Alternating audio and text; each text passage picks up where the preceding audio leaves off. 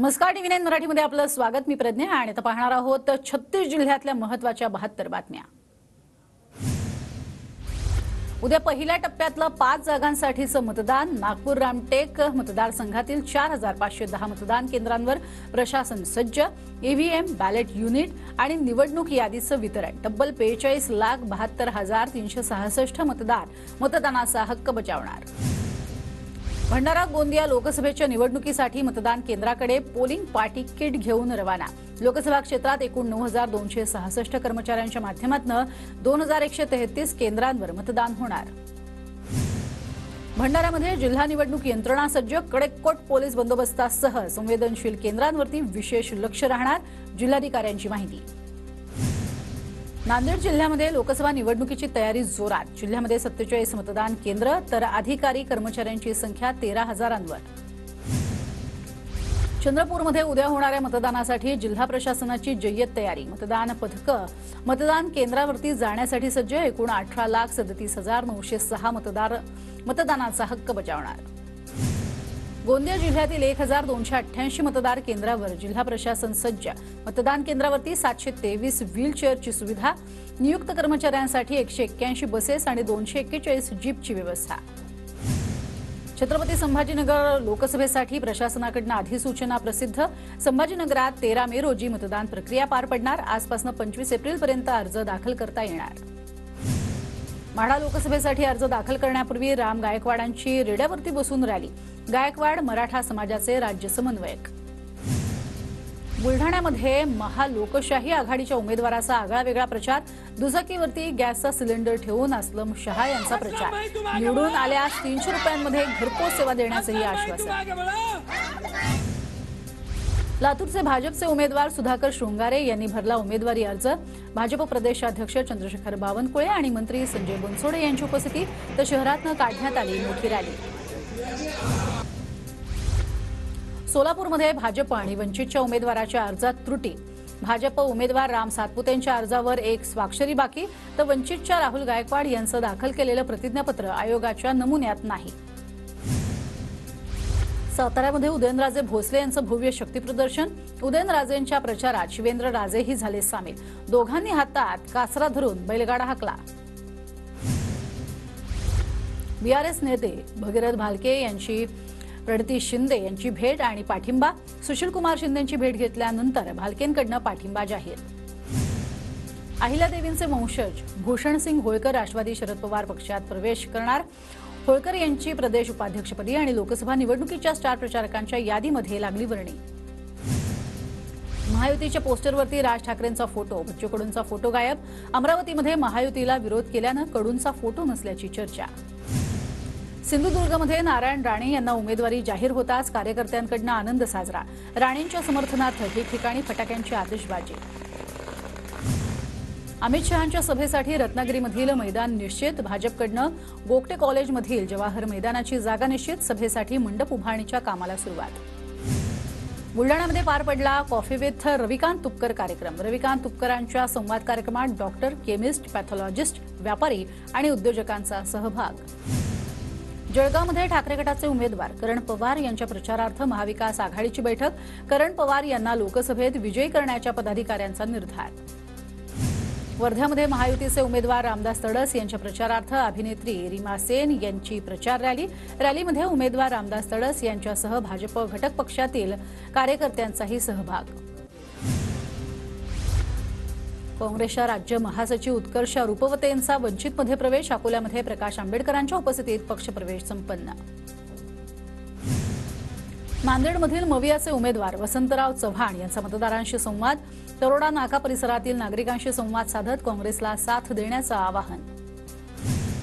सांगलीच्या मिरजेत भाजपच्या नगरसेवकांची संजय काका पाटलांवरती नाराजी. 10 वर्ष खासदार कुठे होते, नगरसेवकांचा सवाल. तर विशाल पाटलांना मदत करणार असल्याचा भाजप नगरसेवकांचा इशारा.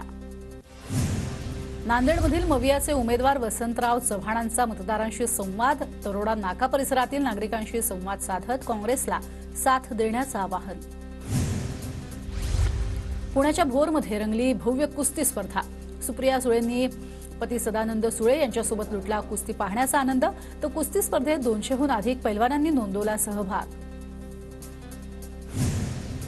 जळगावच्या वरण गावातील पाणी टंचाईग्रस्त ग्रामस्थांसह भाजप कार्यकर्त्यांसाठी या मंत्री गिरीश महाजनांचा ग्रामस्थांशी फोनवरून संवाद।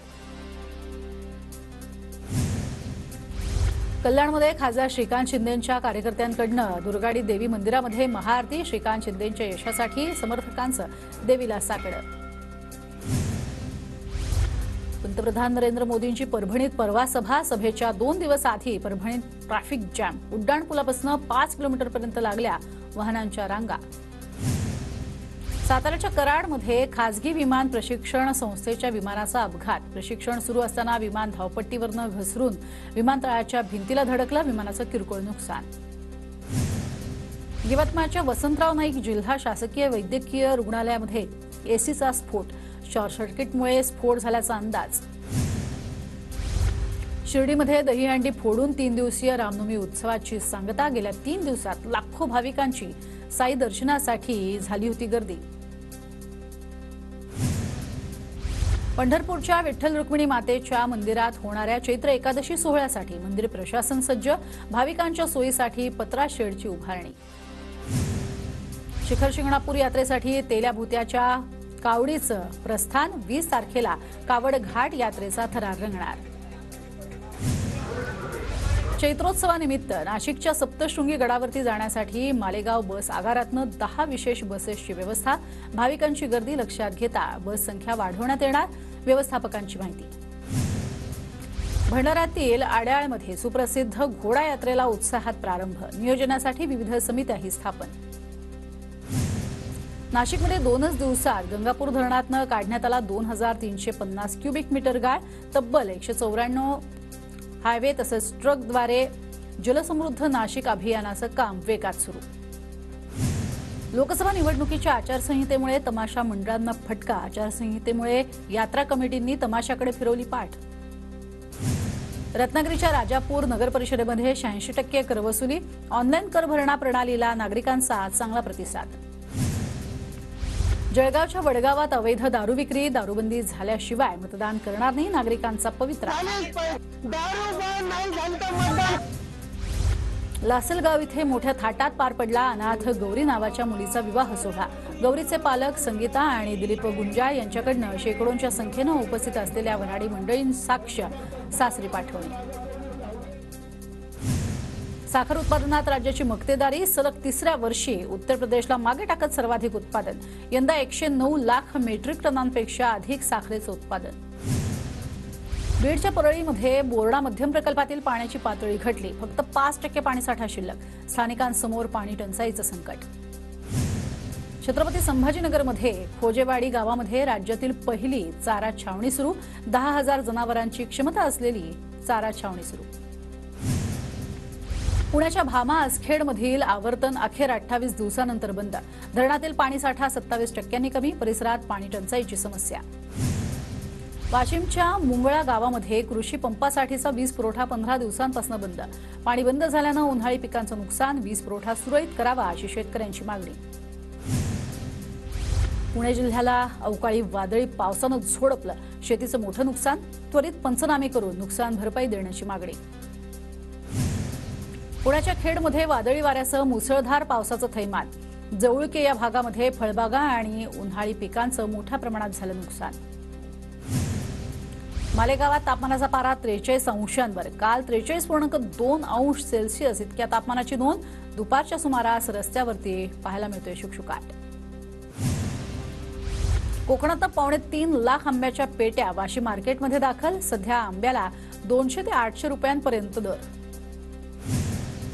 नाशिकच्या लासलगावमध्ये शासकीय आणि खासगी खरेदी केंद्रांवरती कांदा लिलाव सुरू। अधिकचा दर मिळत असल्यानं शेतकऱ्यांची खासगी केंद्रांना पसंती। नांदेडच्या बाजारात लाल चण्याला 6,200 प्रति क्विंटल दर। दरामध्ये अचानक वाढ झाल्यानं हरभरा उत्पादक शेतकऱ्यांकडून समाधान व्यक्त। नांदेडमध्ये ड्रेनेज लाईनचं काम मोठ्या प्रमाणात सुरू। संथ गतीनं सुरू असलेल्या कामाचा मात्र नागरिकांना नाहक त्रास। रत्नागिरीच्या गुहागरमध्ये अवकाळी पावसाची हजेरी। आंबा बागायतदार शेतकरी चिंतेत। वातावरणात मोठा बदल झाल्यानं दुबार फवारणीचं संकट। कल्याण डोंबिवली तळोजा उल्हासनगरचा पाणी पुरवठा आज बंद. जांभूळ जलशुद्धीकरण केंद्र आणि बारवी जलवाहिनीची देखभाल दुरुस्तीची कामं घेतली आहेत हाती. लातूरच्या आडत बाजारामधील खरेदी विक्री 4 दिवसांपासून बंद. हमालीच्या दरवाढीसाठी हमाल आणि माथाडी कामगारांकडून संप. नांदेडच्या अर्धापूर तालुक्यामध्ये ड्रॅगन फ्रूटमध्ये आंतरपीक म्हणून टोमॅटोची लागवड. उन्हाळ्यात चांगल्या उत्पन्नाची आशा. उल्हासनगरमध्ये कचरा टाकण्याच्या वादातनं तरुणाला मारहाण. तरुण गंभीर जखमी. घटना सीसीटीव्हीत कैद. नंदुरबार जिल्ह्यातल्या 20 लोकांची ऑनलाईन फसवणूक. पैसे दुप्पट करून देणार असल्याचं सांगत आरोपी 4 कोटी रुपये घेऊन फरार. पोलिसांकडून तपास सुरू. उल्हासनगरमध्ये महापालिकेच्या सीसी पॅसेजचं काम सुरू असताना तरुणांकडून ठेकेदाराला मारहाण. मारहाणीमध्ये ठेकेदार गंभीर जखमी. संपूर्ण घटना सीसीटीव्ही कॅमेऱ्यात कैद. जळगावच्या एमआयडीसी मधील केमिकल कंपनीमध्ये भीषण स्फोट. 3 जणांचा मृत्यू. 20हून अधिक कामगार गंभीर जखमी. कंपनी मालकासह 3घांविरुद्ध गुन्हा दाखल. डाळीचे दर नियंत्रणामध्ये ठेवण्यासाठी केंद्र सरकारचा प्रयत्न. 45 लाख टन डाळीची आयात. बुलढाण्यातल्या खामगाव जालना महामार्गावरती भीषण अपघात. भरधाव गाडी उलटल्यानं 4 जणांचा मृत्यू.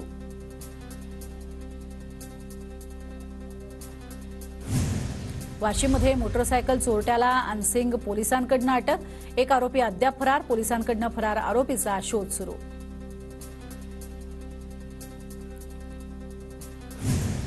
पुण्यातल्या भूमकर चौकात मध्यरात्री 2:30च्या सुमारास गोळीबार. माचीस मागितल्याच्या कारणावरून गोळीबार केल्याचा प्रकार. घटनेचा सगळा प्रकार सीसीटीव्हीमध्ये कैद. पुणे रेल्वे स्थानकावरती दिवसेंदिवस प्रवाशांच्या संख्येत होतीये वाढ. गर्दीचं नियोजन केलं जात नसल्यानं स्थानकावर गोंधळाचं वातावरण. मुंबई विद्यापीठाची पदवी विक्रीला. समाज माध्यमांवर 10-12 हजारात बनावट गुणपत्रिकेची विक्री होत असल्याचं झालं उघड. आरटीआय प्रवेशासाठी 7,200हून अधिक अर्ज दाखल. पालकांना अर्ज भरण्यासाठी 30 एप्रिलपर्यंतची मुदत. पूर्व प्राथमिक शिक्षण बोलीभाषेत होणार. एनसीईआरटीकडनं देशभरात 54 अभ्यासक्रम. राष्ट्रीय शैक्षणिक धोरणामध्ये मातृभाषेतनं शिक्षणाला प्राधान्य. वीज पारेषण मनोरे जनहिताचे असल्याचं उच्च न्यायालयाकडनं स्पष्ट. मनोरे हटवण्यास न्यायालयाचा नकार. मुंबईसह किनारपट्टीवरील तापमान घटण्याचा अंदाज. सलग 3 दिवसात बसतं. उकाड्याचा सामना करणाऱ्या मुंबईकरांना थोडासा दिलासा मिळणार. व्हिगार्ड ही भारतातील अग्रगण्य इलेक्ट्रॉनिक्स कंपनी. आता वायरिंग क्षेत्रातही कंपनीकडनं सुरक्षितता आणि टिकाऊपणासाठी ई-बीम तंत्रज्ञानाची 0 हॅलोजन लो स्मोक गुणधर्माची ऑरिझो वायर्स ग्राहकांच्या सेवेत.